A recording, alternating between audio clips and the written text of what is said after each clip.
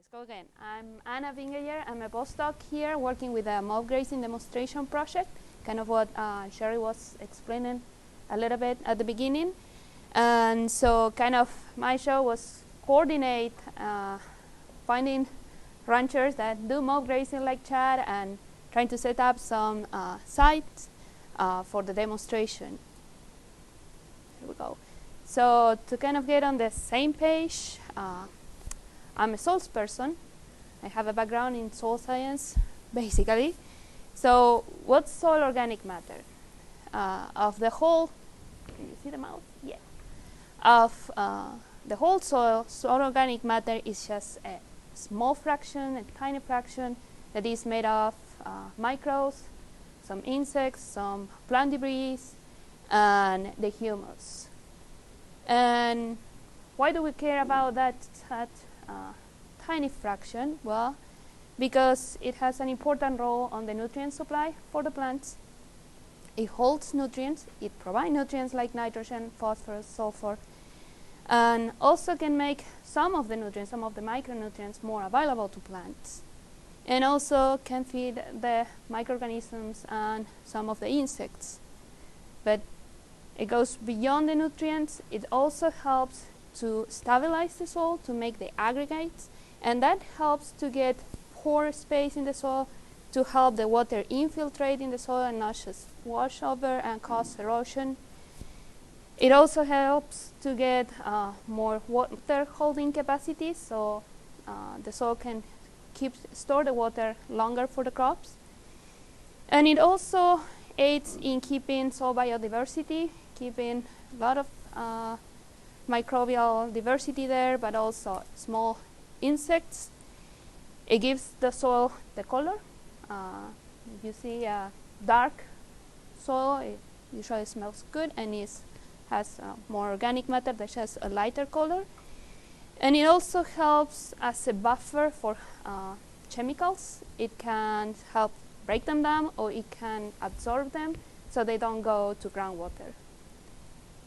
And so what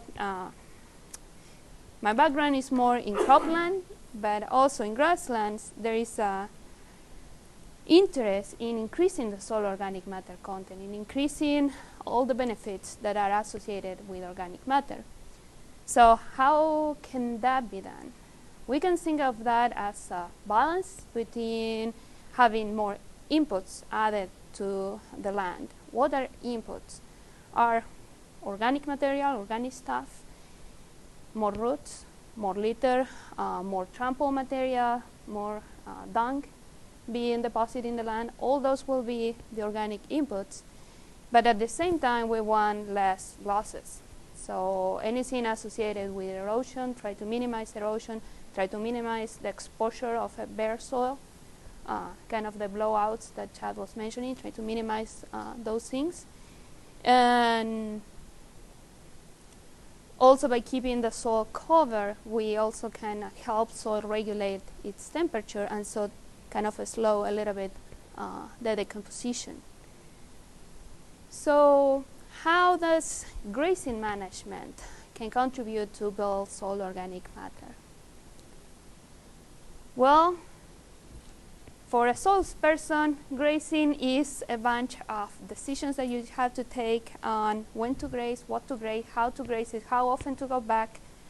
It's kind of an art of feeding cattle, and also will be feeding microbes, either in the cow or in the soil, and at the same time making a profit.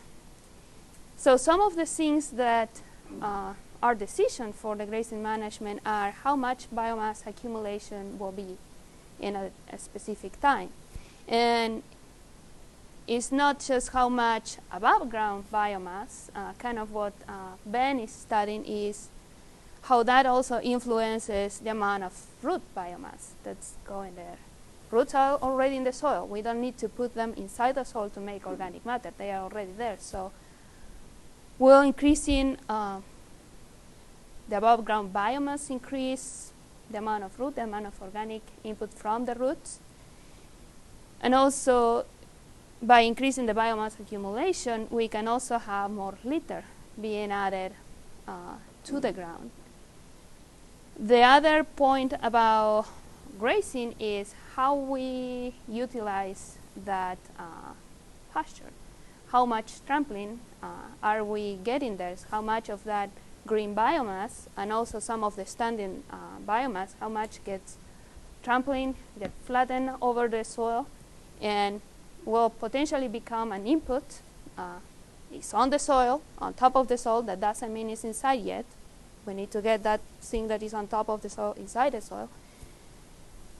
And the point is, and also Chad brought that up, we want the biomass get back to the soil just because of the trampling, or we want to utilize it and get it back to the soil with the dung. That's another point of decision there. And the nutrient return, how much kind of is linked to the utilization and the trampling, how much we want to get back into the soil and how we want it to be distributed in the ground. Okay. So Sherry mentioned about the project locations that we have. We for this year, we have 2 locations close to Newport, Nebraska, and 1 near Ainsworth. The 2 on Newport, we have the demonstration sites in meadows. Those are native grasses. It's not planted vegetation. It's not fertilized other than by the cows. In the location near Ainsworth, we have upland range that get mob graze, not as severe as the meadow, but we also get a location that has a meadow there. And what we did on those sites is to establish long-term transects, 100-meter transects, where we sample vegetation and soil, and kind of Ben, Miles, and most of the grad students here help setting up those transects, and also Jonathan and some of the undergrads. And we also put some exclosure cages similar to what you saw at Barta. This is not experimental sites. These are managed by the ranchers, so they try to give us a call whenever they will get into the meadow to graze. We may not be there by the time they got there, and so we want to measure the vegetation before they graze, so that's kind of help us to have that number. So kind of this is what Miles was explaining about measuring the utilization, because the idea is to see how much inputs we're getting in the ground. And here we have, this will be what was before grazing, and this is what's left. As you can see, there is a lot of material knocked over into the ground. That will be the trample material. This bunch here will be still standing green vegetation. And so this is 2013 data. We have the red columns is what was before the graze. In blue, we have still standing green stuff. And then the green was the trample material. So whatever is missing there, we assume the cow ate that. So I didn't do the calculation here for how much it was. But in 2013, kind of, we have different productivity for meadows. But about 50% was trample, and we have about a 10% standing green vegetation there. And so on a same scale, that's 2012. So kind of going back and forth, we have about half the production in 2012, and the numbers were different. Alberta is shooting for a 60% trampling every year. Well, that's not what we found at demonstration sites. In 2012, trampling was kind of half of what it was in 2013. And we have more standing vegetation, whether that's associated to less biomass in 2012 or just kind of an idea of keeping the grass there in case it's needed later in the season because, well, there was not much growth that year. So kind of the objective changes depending on how the productivity is coming. Regarding the nutrient return, what we did was a technique that's called modified step point. Overall, you walk around those permanent transect areas with this device here, which has a point, and so you don't know what's going to lay down. You're walking and just put the device on the soil, and whatever that pointy end is touching, you record it. And so we have 4 categories, either bare ground, litter, manure, or a plant base. And what we found, this was done in September, kind of 2 months.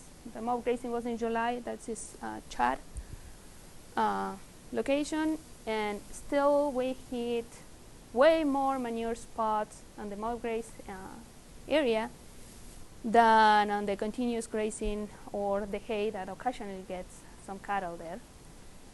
And so that says how much the nutrient gets distributed back into the land. And regarding the litter, the other component of the organic matter inputs, well, we've measured 3 times more litter on the mob graze meadow compared to the continuous or the hay. And well, of course, in the hay, we try to harvest the whole thing off, not much remaining there. And the continuous was kind of grass. It was really little grass when we were there. So this is kind of what Chad was talking about, having that kind of layer of litter on the ground. And something that is important to think about when we're talking about nutrient, the organic input, is we need the inputs inside the soil to make organic matter, not just on top. So if we have a dung pad, some of that will be liquid stuff, will be the juices, and that will leach in the soil kind of quick. But then we have the solids, and so that's a lot of nutrients there. In order to make organic matter, we need somehow to get those in. And so what we're looking into is a kind of new project starting this season, looking at the dung beetles and how the mob grazing is influencing dung beetles population and also the nutrient cycling from the dung pads. And those tiny guys can help bury the dung pad inside the soil and hopefully helps build organic matter and make nutrients more available to plants. But that will be starting. So kind of we have, thinking of the green trample material, we have the litter, we have the dung. These have different proportions of carbon and nitrogen in them, mainly ranging from 20 to 50 parts of carbon per part of nitrogen. And that will start to get decomposed, start to get kind of darker and darker, getting black, getting to be a humus, where the CN ratio goes down to 10, and kind of what the organic matter everywhere is in the soil, everywhere will go to that point. So we have the inputs, we need to make them transform into organic matter. And in the case of dung, is closer CN ratio to this 10, is more at 20, 25. The litter will range in about 50, so that will be cycling with the microbes quite longer to provide, to get transformed, to get decomposed and form organic matter. And sometimes some of the nitrogen from the dung being in contact with the litter can help the decomposition, like a composting thing. That will be a way to help formation of organic matter.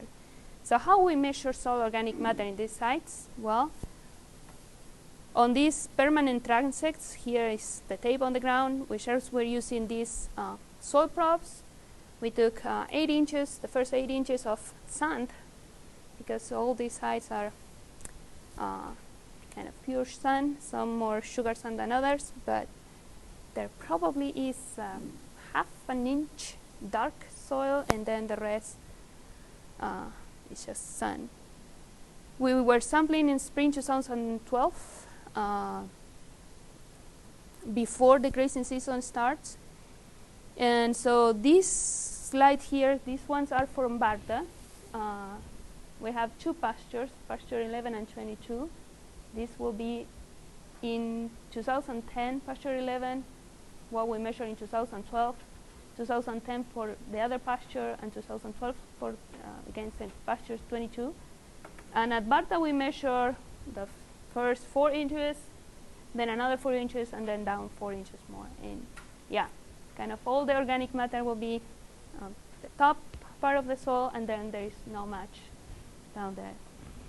And we, after 2 seasons of mob grazing, we didn't find any increase in soil organic matter there. This is another location. This is one of the ranchers that started mob grazing in 2005, and we sampled in 2012. So this has 7 years of mob grazing, and the hay meadow, the mob meadow, and the short duration grazing meadow kind of close, very close, fence apart one of the other. And so these numbers all come up kind of being the same. There is not much difference after 7 years there. This difference here, we don't know if that's the management or just the starting point on that. 2 different upland was too much different, but not much difference in the meadow. And then this is Chad's place. He has been mob grazing since 2001. The hay meadow is fenced next to the fence with a mob graze meadow. There is about 0.3% increase in the organic matter, and this was 11 years after. So, yeah. Just to clarify, I've been mob grazing since that one, but not on that meadow. I started in 07. Okay, so we're talking about 5 years then. So yes, to kind of increase in organic matter, we need the inputs, increase the amount of organic material we're incorporating into the soil without losing profitability there, without losing money. We need to reduce the outputs, which will be not to get into blowouts, but also considering the time. And not all the years will be the same objective for how much nutrients will get back to the soil. Some years will be more trampling, some years will be more utilization, some years, well, there is not much grass, so it's kind of still make a profit out of the business. And so that's kind of all what I have for today.